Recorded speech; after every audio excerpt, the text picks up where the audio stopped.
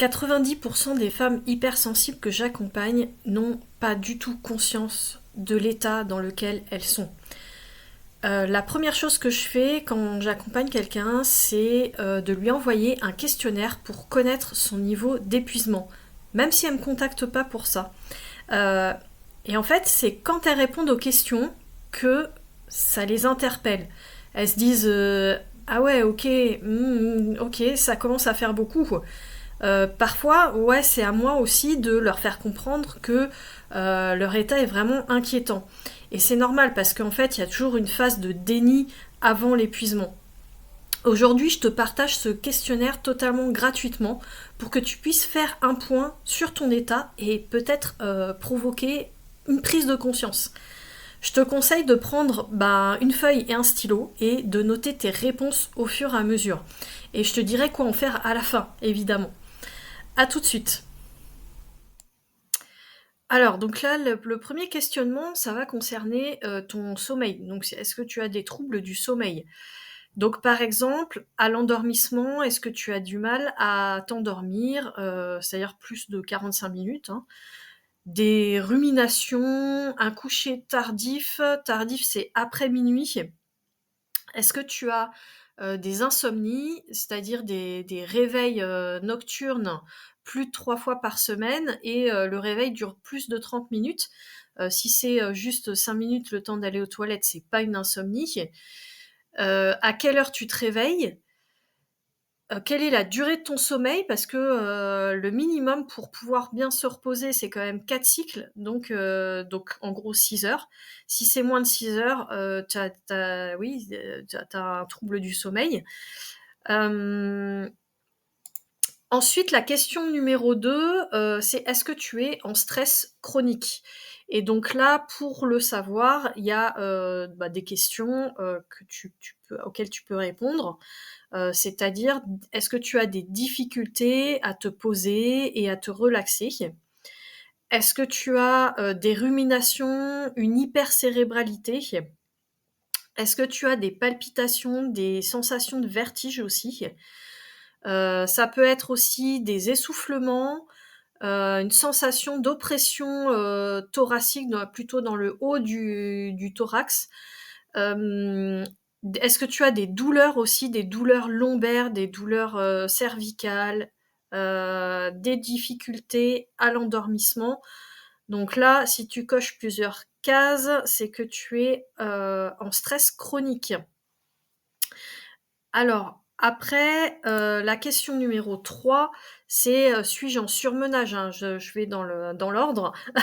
Là, donc, tu as également, on reprend ce qu'il y a dans le stress chronique, hein, ça reprend à chaque fois ce qui est fait précédemment. Donc, les difficultés à se poser, à se relaxer, et puis tu vas rajouter est-ce que tu as de la fatigue, des coups de pompe, des coups de barre après 16 heures notamment? Est-ce que tu es plus irritable aussi après 16 heures? Est-ce que tu as des compulsions sucrées? Voilà, des compulsions alimentaires. Souvent c'est sucré, mais ça peut être d'autres choses.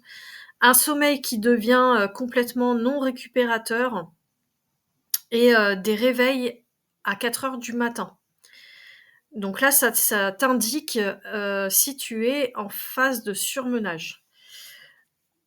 Après, donc là, on arrive à la phase de l'épuisement. Je ne parle pas volontairement de burn-out parce que je parle d'épuisement et pas de burn-out parce que sinon, tu vas dire, ben non, moi je suis pas en burn-out.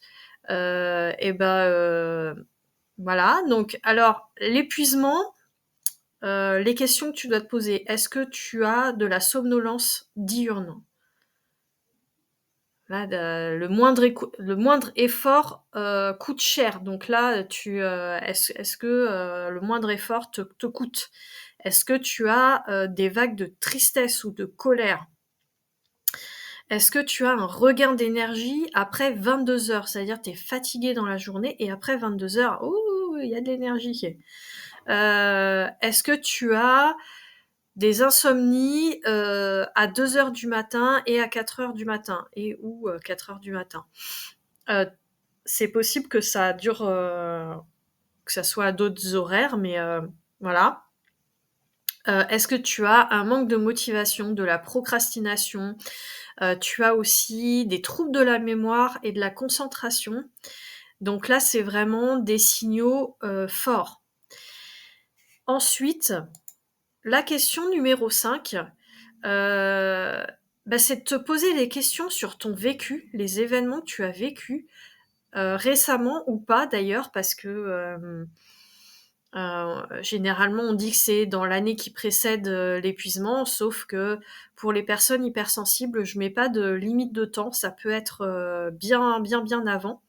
Est-ce que tu as vécu un deuil, une séparation, un divorce?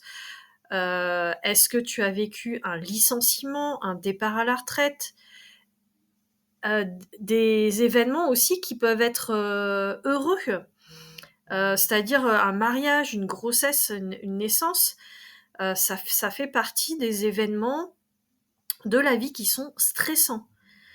Est-ce que tu as des difficultés financières, des changements dans ta vie professionnelle, des difficultés dans ta vie professionnelle avec ton employeur ou avec tes collègues, des tensions avec ta famille aussi? Est-ce que tu as vécu du harcèlement, une agression? Voilà, et plus encore, hein, là je mets pas toute la liste, mais donc tout événement qui puisse être vraiment quelque chose de stressant qui va provoquer chez toi des symptômes. Il faut le prendre en compte dans le fait que oui, on ne peut pas tout supporter ad vitam aeternam. Ensuite, je mets quand même une question numéro 6 sur d'autres symptômes que tu peux avoir et qui sont assez révélateurs d'un taux de cortisol qui va être trop élevé, ou alors la sérotonine qui manque beaucoup. Les troubles immunitaires, donc par exemple, tu es sujet à beaucoup de symptômes ORL chroniques.